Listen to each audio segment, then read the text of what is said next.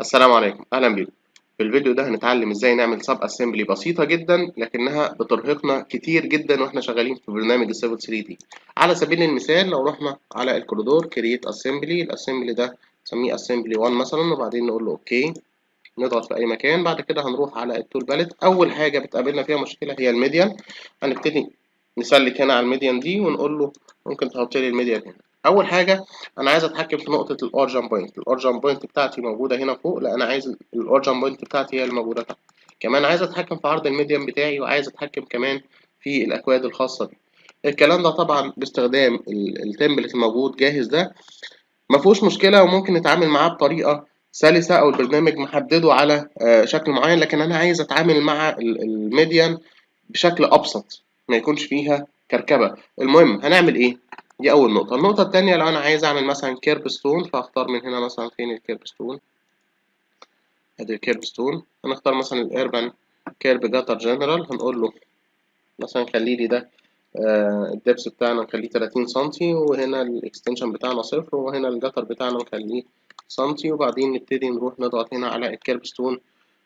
هنلاقي ان الكيرب ستون ربط بالشكل ده. لكن لو انا عايز اعمل له ميرور وتبقى الاورجن بوينت بتاعتي هنا، برضو مش هتقدر تظبط الكلام ده باستخدام العناصر الموجوده. ميرور مثلا، واقول له ميرور فين؟ هقول له ميرور مثلا عند النقطه دي، اربطه هنا على السب اسمبلي، اقول له اوكي.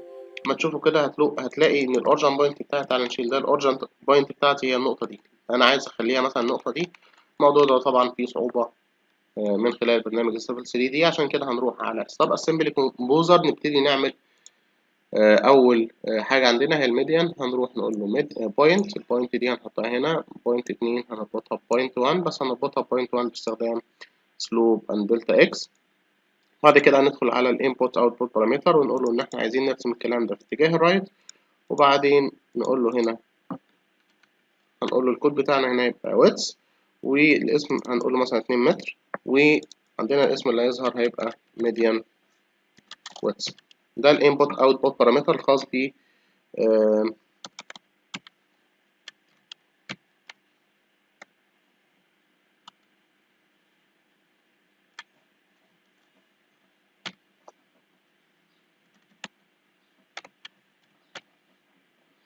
تمام كده. طيب هاخد هنا الويتس ده، اقول له كنترول سي، واقول له ان انا عايز اخلي هنا الدلتا اكس بتاعتي تاخد الكود ده، اما السلوب هنخليه صفر. بعد كده هبتدي اروح على بارامتر جديد. البارامتر الجديد ده هسميه لا، مش هناخد بارامتر هنا. نروح على التارجت بارامتر، نقول له احنا عايزين نكريت بارامتر هنا. البارامتر ده هيبقى عايز اتحكم مع الويتس عن طريق التارجت، في الويتس عن طريق التارجت، فبرضه هنديله هنا كود ويتس مثلا. وهنا الديسبلاي نيم هيبقى الميديان ويتس.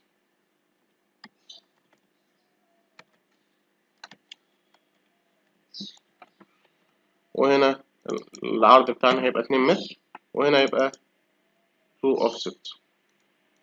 بعد كده هاخد الكود ده كنترول سي، وهنزل تحت الاقي هنا في الاوفست تارجت، خد خد الويتس. لما نيجي نبص كده هنلاقي ان هو دلوقتي يتحكم لي في النقطه 2 من النقطه رقم 1 بطريقتين. الطريقه الاولى ان انا ادخل له الانبوت اوتبوت ويتس، او ان انا اقول له خد لي الويتس بتاعك من تارجت معين موجود عندي في الريست. الحاجه الثانيه هنبتدي نروح نجيب بوينت. البوينت دي هتبقى بوينت 3 مرتبطه بالبوينت 2، وهيبقى ارتفاعها في اتجاه محور واي. هو ده الدبس بتاعنا. فاحنا ممكن نقول له ان احنا عايزين نرجع على الانبوت اوتبوت بارامتر، نضيف هنا الدبس، والدبس ده هيبقى اسمه ميديان دبس. القيمة بتاعتنا هتبقى مثلا 10 سنتي. كنترول سي، وبعدين هروح هنا على دلتا واي واقول له كنترول بي. هضيف كمان نقطة، النقطة دي هتبقى مرتبطة بالبي 1. كنترول بي الدبس. بعد كده هضيف لينك، اللينك ده يربط بي 3 بالبي 4. وبعد كده هنبتدي نكود اللينكات دي. تعالوا نشوف الاكواد بتاعتنا في برنامج السيفل 3 دي عامله ازاي. هنسلك على الميديان اللي احنا اخترناها، نختار من هنا الميديان، نيجي هنا نقول له كليك يمين، نقول له هيلب، على طول هيفتح لي السب اسمبلي هيلب. من خلال الاوتوديسك. هنا بيقول لي B1 وB2 وB3 وB4 الاكواد بتاعتهم نون. عندي اللينك 1 اللي هو اللينك اللي فوق ده المفروض انه واخد كود توب، عندي اللينك 2 واخد كود ديتم، لينك 3 ولينك 4 مش واخدين اكواد، والشيب واخد كود ميديان. هنرجع على السب اسمبلي كومبوزر، هنبتدي ندي الاكواد بتاعتنا. لينك 4 اللي هو هناك بيعادل لينك 1 ده واخد كود توب.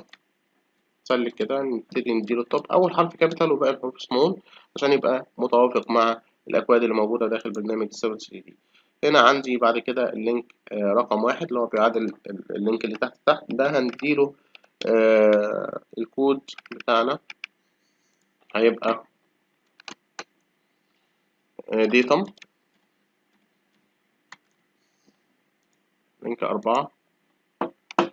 نتأكد إن احنا ادينا اللينك تمام كده. الكود بتاعنا أو كده الأكواد بتاعتنا تمام. فاضل بس الشيب، هنبتدي نضيف هنا الشيب ده هنضغط هنا عشان نحدد هو بيتسلك بين اللينكات اللي بتحدد الشيب. هضغط جوه اللينكات دي وبعدين هسلك على الشيب ده واديله الكود بتاعه اللي هو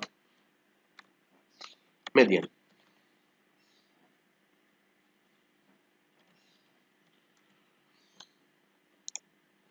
كده انا جاهز، او السب اسمبلي بتاعي جاهز. انا محتاج مره اتحكم في الدبس يبقى لفوق ومره اتحكم في الدبس يبقى لتحت.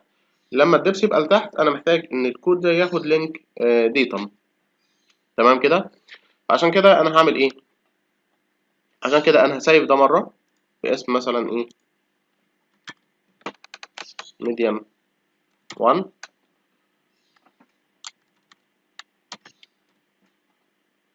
على الديسكتوب هقول له فايل سيف از، نختار ان احنا مثلا هنسيف على ديسكتوب او فولدر معين.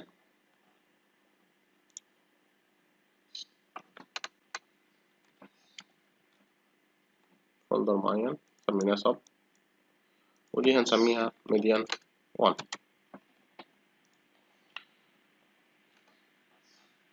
الحاجة اللي بعد كده هرجع تاني على الايه، هرجع تاني على اللينكات بتاعتي دي وبعدين هبتدي اقول له ايه. لو انا دخلت على الانبوت اوتبوت بارامتر واتحكمت في الدبس ده خليته بالماينس، او ان انا ممكن نخليه هنا بالماينس مفيش مشكلة، او ان انا حضرتك طبعا عشان مفيش دبس بالماينس فممكن على طول اسلك هنا على البي 2 واقول له هنا ده خليه ماينس واتس.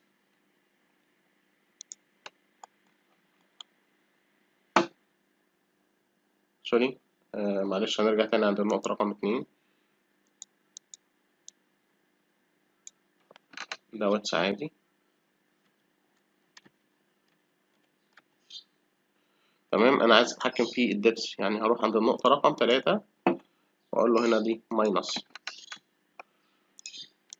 عند النقطة رقم 4 برضو واقول له ان دي ماينس. في الحالة دي انا خليت اللي فوق تحت واللي تحت فوق، وبالتالي يبقى انا لازم اسلك هنا على الايه، على اللينك 4 ده واعدل الكود بتاعه اخليه ديتم، نخلي ده ديتم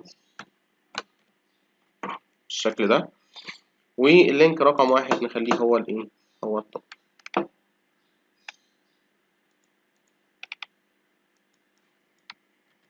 ودي طبعا هنبتدي نعدل المسمى بتاعها، نخليها ميديان 2 بالشكل ده. ده بالنسبة لإيه؟ ده بالنسبة للميديان. على طول هنروح على Civil 3D. بعد كده هعمل Create Assembly ده هنسميه Assembly 2.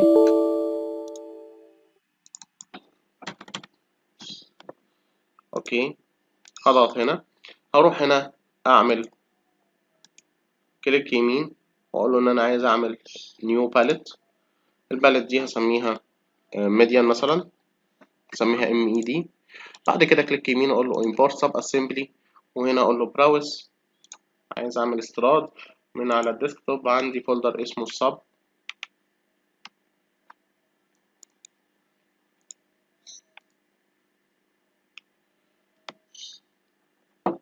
فينا طبعا نسيب الكلام ده، فايل سيف اس.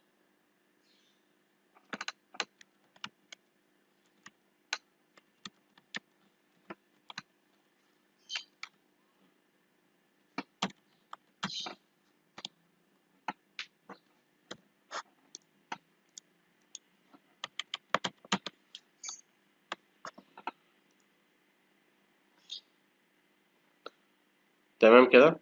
أكد بقى تاني الميديان 1 احنا كنا عدلنا عليها، معلش مش عارف هي، حبينا إن احنا نفتح فايل اوبن ميديان 1.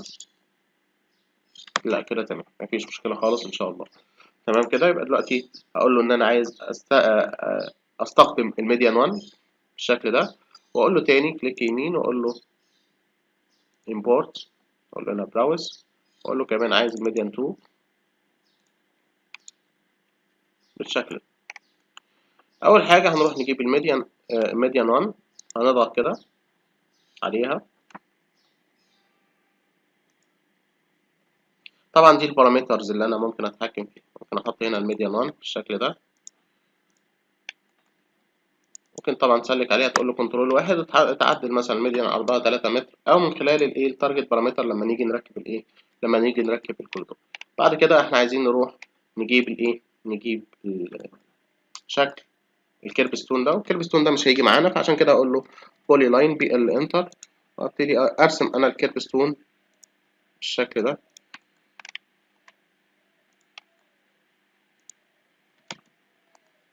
زي ما انتم شايفين كده انا خدت ايه سي او، اخد منها كوبي. ممكن نشيل البولي لاين ده، المفروض نعمل له موف. بعد كده انا على طول هسلك واروح هنا على السكشن او على الكوريدور، واقول له create sub assembly from polyline، وبعدين سلك.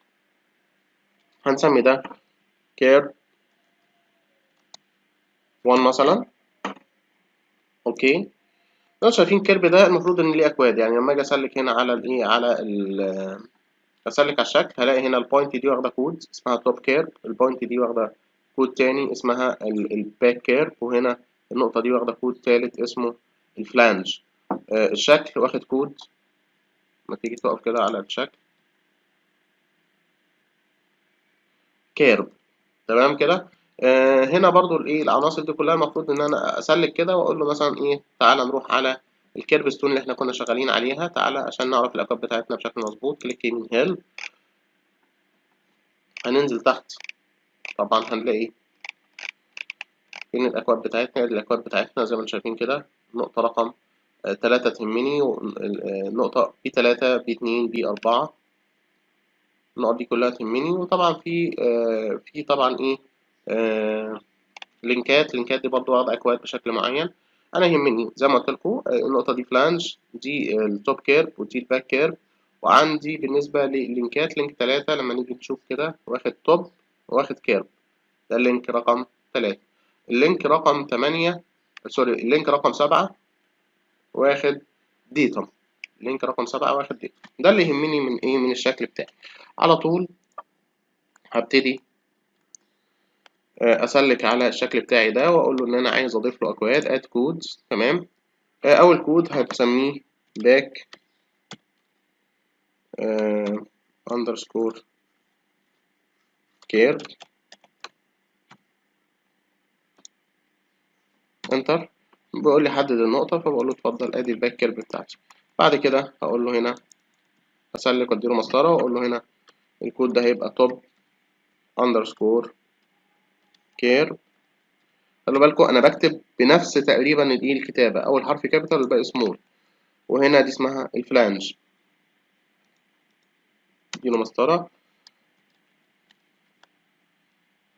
فلانج.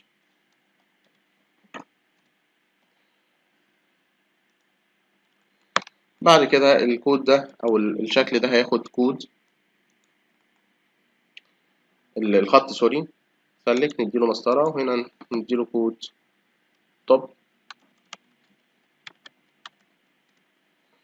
هنختار هنا اللينك ده، هنسلك تاني ونديله كود تاني اللي هو كير، ونختار برضو نفس الخط كمان مرة. هنختار هنا الشكل بتاعنا توب،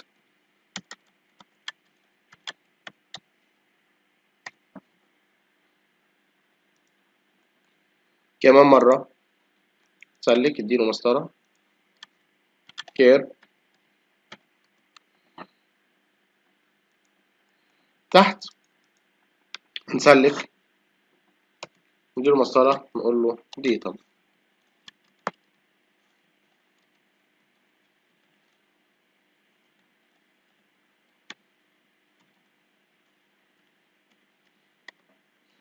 ونختار الجزء اللي تحت ده. تمام كده. بعد كده ممكن اسلك على العناصر دي كلها او الشكل ده واقول له ضيف لي هنا شيب، اد شيب. الشيب ده هيبقى موجود داخل الثلاث او الخمس اضلاع دول. هنسلك وبعدين نسلك على الشيب ده ونقول له هنا اد كود، ضيف لي كود. الكود ده هيبقى كير.